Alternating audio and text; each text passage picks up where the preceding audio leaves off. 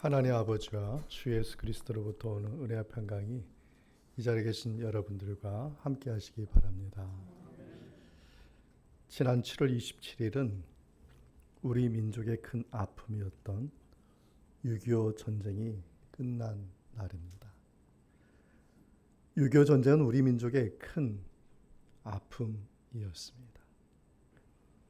북한의 일방적인 전쟁 도발로 너무나 많은 사람이 죽었고 너무나 많은 사람들이 상처를 입었습니다. 그러나 그분들의 희생이 있었기 때문에 전쟁은 멈추었고 그 희생으로 말미암아 오늘날 우리는 평화를 얻었습니다. 그리고 우리는 그 평화를 누리고 있습니다. 우리의 평화는 순국 선열들이 남겨준 선물과 같습니다. 우리는 고귀한 선물을 받았고 이 고귀한 선물을 감사하며 후손들에게 전할 수 있는 우리 민족이 되기를 바랍니다. 선물이란 말의 뜻은 남에게 인사나 정을 나타내는 것이라고 합니다. 영어로는 gift라고 이렇게 말하고 또 종종 present라고 또 말합니다. 생활 영어에서는 일상에서는 또 다른 뜻이 있더라고요. 영어로 surprise 이렇게 말을 합니다. 특별히 surprise란 말은 단순히 놀람 이것이 아니라 상대에게 감동을 주는 놀라움을 표현한 것입니다. 그래서 순국 선열들이 남겨진 평화가 우리들에게 생각해 보면 감동이고 서프라이즈고 선물인 것입니다. 오늘 본문 비유의 말씀 속에 감추어져 있고 그리고 반드시 찾아야 할 서프라이즈의 말씀이 무엇인지 살펴보도록 하겠습니다. 첫째로 천국은 감추인 보화와 같다고 말씀하고 있습니다. 본문의 44절 말씀을 함께 읽겠습니다. 천국은 마치 밭에 감추인 보화와 같으니 사람이 이를 발견한 후 숨겨두고 기뻐하며 돌아가서 자기의 소유를 다 팔아 그 밭을 사느니라. 아멘. 천국은 감추인 보화에 비유되었습니다. 유대인들이 살고 있는 팔레스틴 지역은 지정학적으로 전쟁이 끊이지 않는 곳이었습니다. 동양과 서양이 만나는 그 지점에 있었고 그리고 북쪽과 남쪽 아프리카로 이어지는 지정학적 위치 때문에 고대로부터 이집트, 아수르, 페르시아, 그리스, 로마에 이르기까지 영토를 확보하려는 제국들의 쟁탈 지점이었습니다. 그래서 팔레스틴에 사는 사람들은 전쟁이 빈번하게 일어나기 때문에 자신이 가지고 있는 보화를 땅 속에 숨겨두고 언제든지 피난할 준비를 하였던 것입니다. 이것을 신학자들은 피난처 유물이다 이렇게 명명합니다. 문제는 피난간 주인이 다시 돌아오지 못할 경우가 일어난다는 것입니다. 본문에 나온 비유가 바로 이러한 배경에서 새로운 땅을 새로운 주인이 이제 점유하게 되고 그 땅을 다른 사람에게 빌려줘서 농사를 짓게 하는 것입니다. 그 땅을 빌려서 농사를 짓는 사람이 땅을 파다가 우연히 피난처 유물인 금은 보화를 발견하게 된다는 비유의 말씀입니다. 여러분 생각해 보십시오. 전혀 생각하지도 않았는데 땅 속에서 금은 보화를 발견했습니다. 그 표정이 어떻겠습니까? 이 자리에 계신 여러분의 표정은 절대 아닐 겁니다. 입꼬리가 올라가고 흥분되고 눈이 커지고 막 인체적으로 막 변화가 생기고 그냥 흥분을 감출 수 없는 그 표정. 그게 바로 서프라이즈입니다. 열심히 일하는 그 농부에게 하나님이 주신 서프라이즈, 선물인 것입니다. 천국은 이와 같다는 것입니다. 천국은 선물이고 너희들이 놀랄 정말 서프라이즈와 같은 것이라는 겁니다. 하나님이 죄로 가득한 이 세상에 그리고 모든 사람에게 천국을 선물로 주셨습니다. 하나님이 천국을 선물로 주셨을 때 우리는 당연히 그 표정을 감출 수가 없는 거예요. 다시 한번 제가 보겠습니다. 여러분 표정. 하나님께서 여러분에게 천국을 선물로 주셨습니다. 표정은 하나도 안 변하시는데.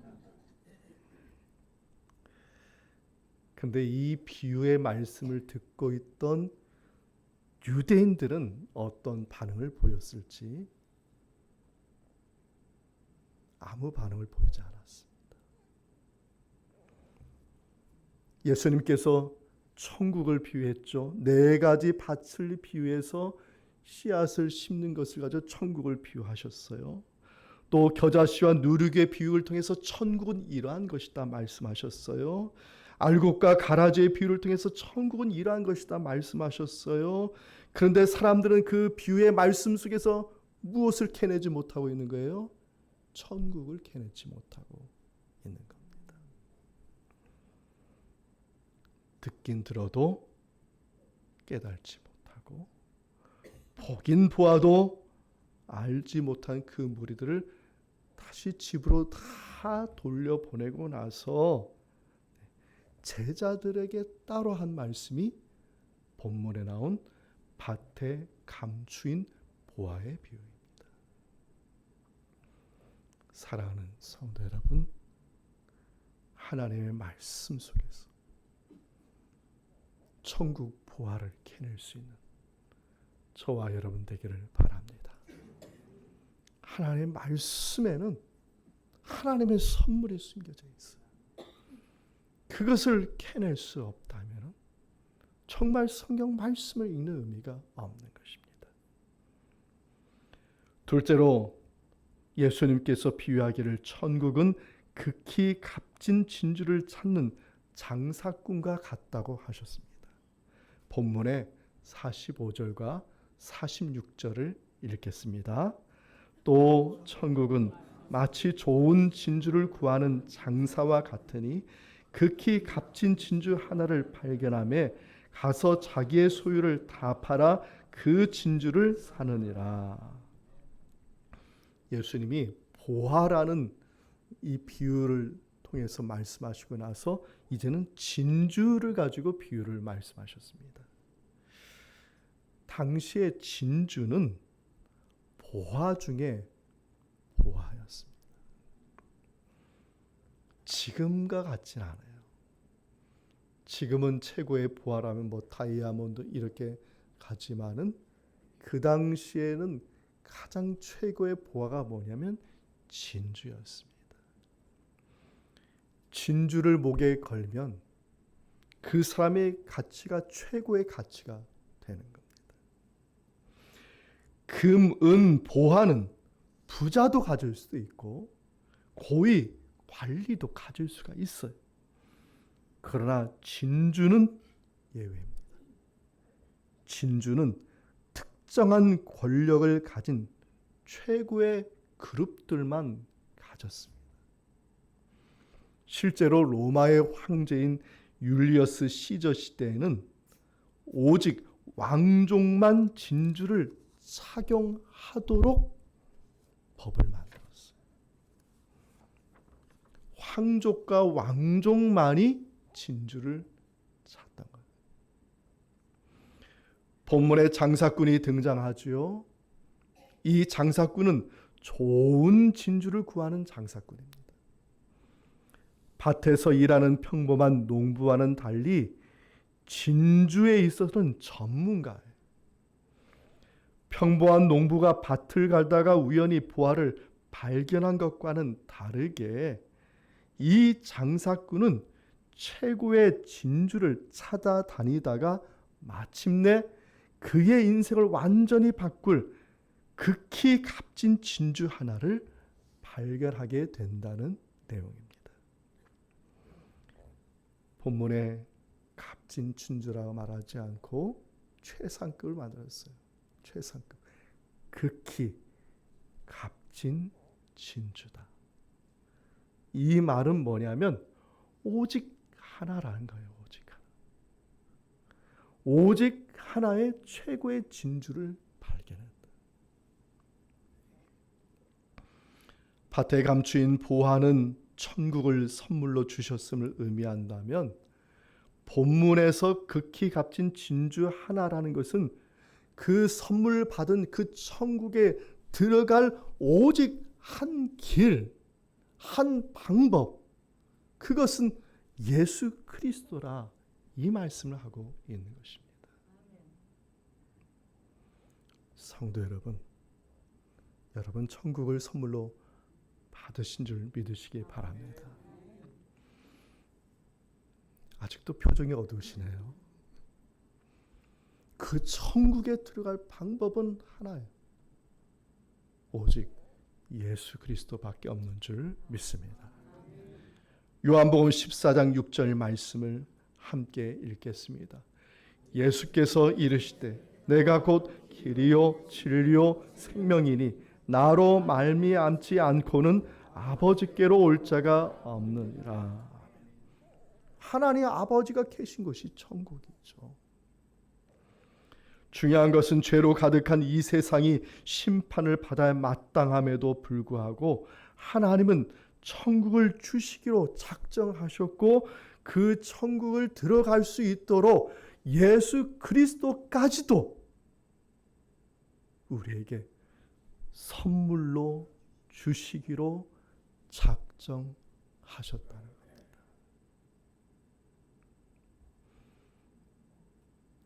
예수 그리스도는 저와 여러분에게 주신 하나님의 선물입니다.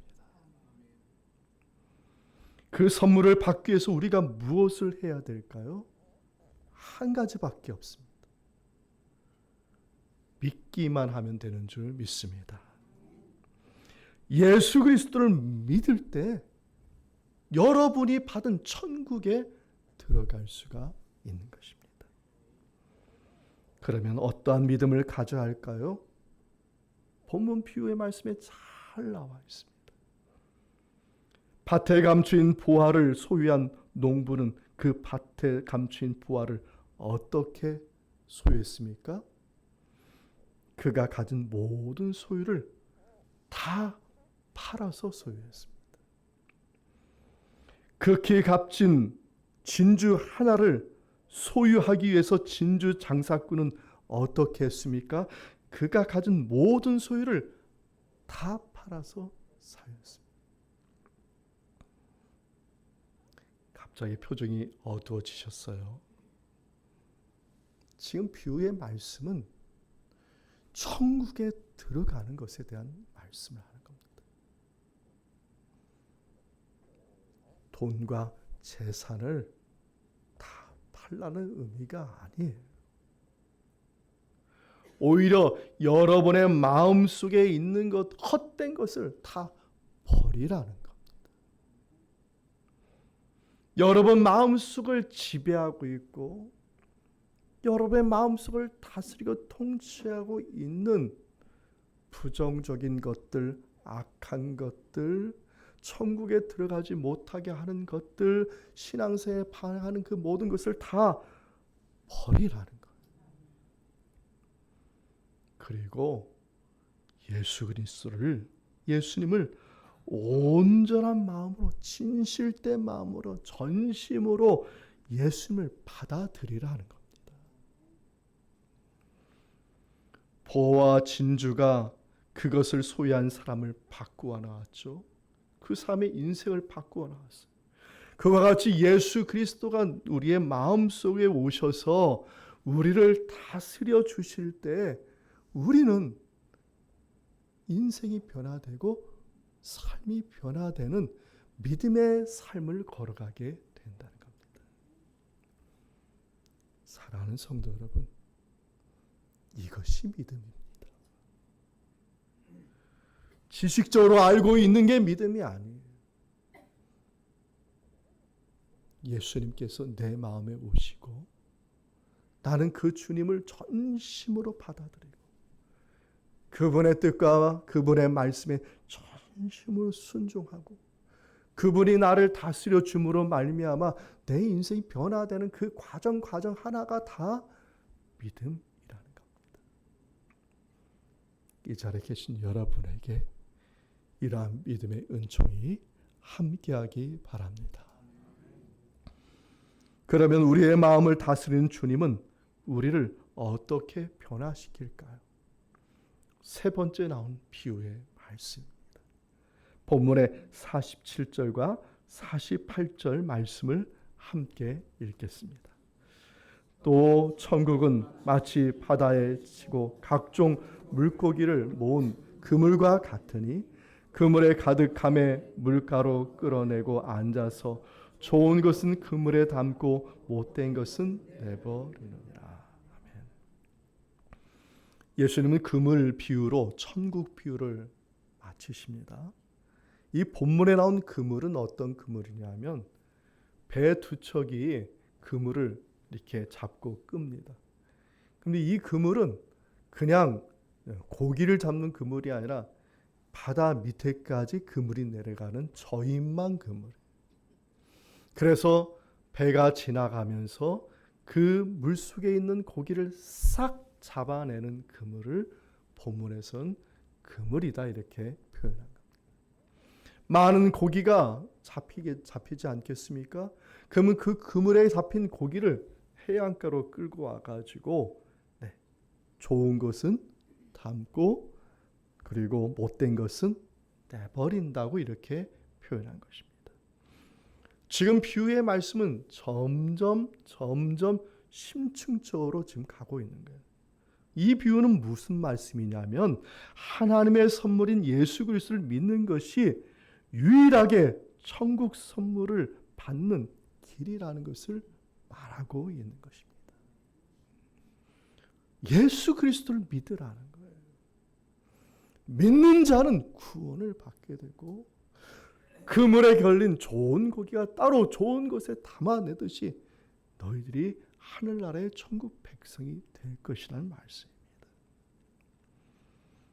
예수님께서 51절과 52절에 보면은 가버나움 베드로 집에 제자들만 따로 데리고 들어갑니다. 다른 무리들은 다 집으로 돌려보냈어요. 그리고 그들에게 묻죠. 뭐라고 묻습니까? 이제 이 비유의 뜻을 알겠느냐? 라고 했더니 제자들이 뭐라고 얘기했어요? 이제는 알겠습니다. 깨달은 거예요. 천국에 가는 유일한 길은 누구를 믿는 거라고요? 예수 그리스도를 믿는 것을 깨달은 거예요. 그래서 52절에 예수님이 그들에게 특별히 무엇을 당부했냐면 이제 너희들은 천국 서기관이 되거라 이렇게 말씀하셨어요. 서기관이 무슨 일을 하는 사람이냐면 말씀을 기록하고 보관하는 사람입니다. 그래서 회당 예배 유대인들이 드는 회당의 옆에는 말씀을 보관하는 창구가 있고 이 말씀 보관을 하고 그것을 유지하는 사람이 서기관들이 하는 겁니다. 말씀은 여러분이 가지고 있는 이렇게 작은 책에 이렇게 기록된 게 아니라 양피지에다 글씨를 쓰고 이것을 책으로 만드는 것이 아니라 두루마리로 만들기 때문에 이 성경 말씀이 이렇게 큰 거예요. 그래서 성경 말씀 하나 가져오면 이만한 기둥과 같은 것을 어깨에 메고 오는 게 뭐냐면 그 안에 말씀이 기록된 겁니다. 그런데 성경 말씀 66권에는 말씀의 내용이 짧은 것도 있고 말씀의 내용이 많은 것도 있잖아요. 그 말씀의 내용이 많은 것은 절반을 자른 거예요. 그래서 열왕기 상이다. 뒤에 있는 부분은 열왕기 하다. 이거 말씀을 두루마리하면 이건 사람이 들 수 없는 정도 되니까 잘라서 상이다. 역대상이다. 역대하다. 이렇게 됩니다. 그래서 랍비나 종교 지도자나 바리새인들이 어떤 말씀을 구하면은 서기관들이 그 말씀 두루마리를 찾아오는 거예요. 어떤 성도가 말씀을 보기를 원하면 바리새인들이 원하면 그 말씀을 찾아다가 주는 겁니다. 지금 예수님은 제자들에게 뭐가 되라고요? 천국 서기관이 돼. 천국 서기관은 뭐냐? 천국의 진리를 깨달은 사람이기 때문에 너희들은 이제는 세상 사람들에게 너희들 하나님의 말씀, 천국의 진리를 깨달은 자로서 너희들이 이제는 선물이 되어 주라는 겁니다.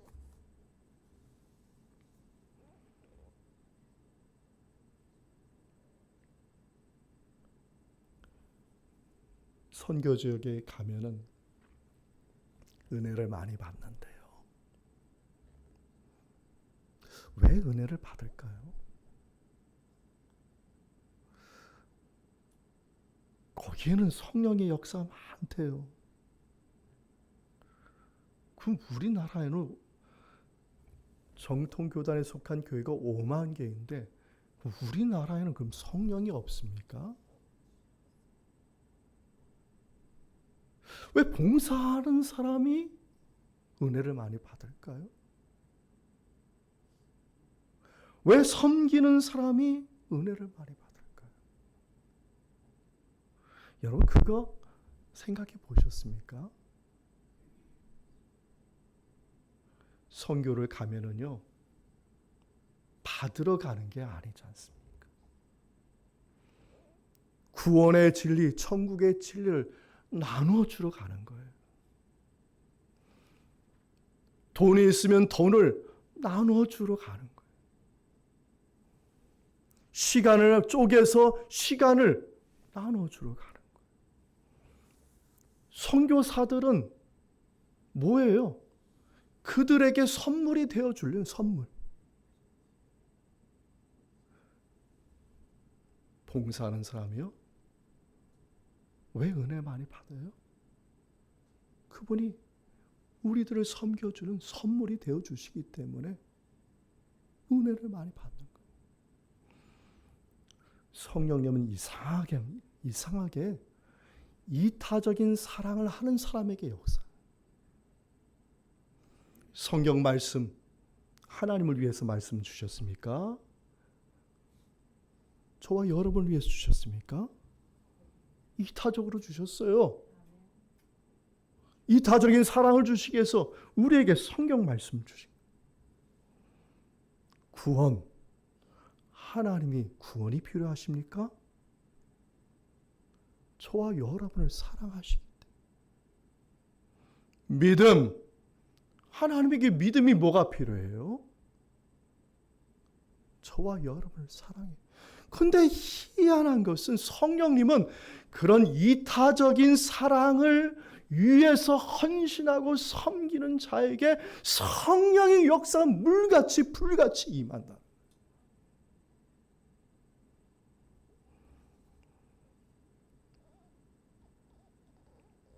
그게 선물입니다.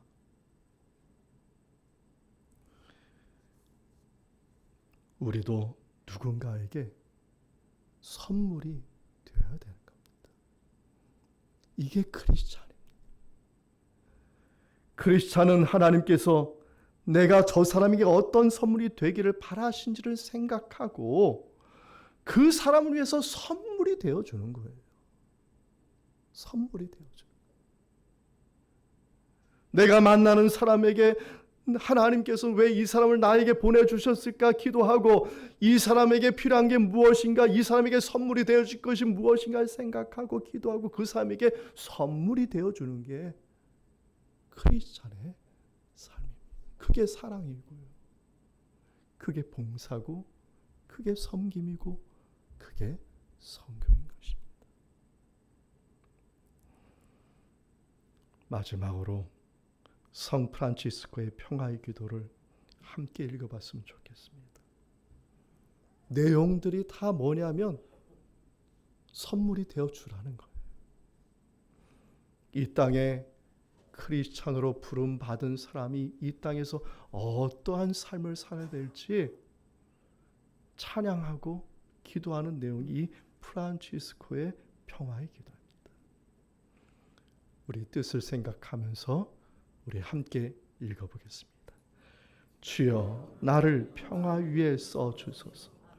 미움이 있는 곳에 사랑을, 상처가 있는 곳에 용서를, 의심이 있는 곳에 믿음을, 주여 나를 평화 위에 써주소서. 절망이 있는 곳에 희망을, 어둠이 있는 곳에 광명을, 슬픔이 있는 곳에 기쁨을 심게 하소서. 주여 위로받기보다는 이웃을 위로해 주며 이해받기보다는 이해해 주며 사랑케 하소서. 자기를 줌으로써 받고 자기를 잊음으로써 찾으며 용서함으로써 용서받고 죽음으로써 영생을 얻기 때문이니 주여 나를 평화 위에 써주소서. 아멘. 사랑하는 성도 여러분, 이 한 주간 저와 여러분 모두가 주님의 선물이 되어주는 은총의 삶이 되기를 바랍니다. 그래서 많은 사람들에게 본이 되고 많은 죽어가는 영혼들을 주님께 인도해내고 하나님의 기쁨이 되고 칭찬이 되고 영광 돌리는 저와 여러분의 삶이 되기를 주님의 이름으로 축원드립니다. 이 말씀의 은총이 예수 그리스도 안에서 여러분의 마음과 생각을 지키시기 원합니다. 아멘.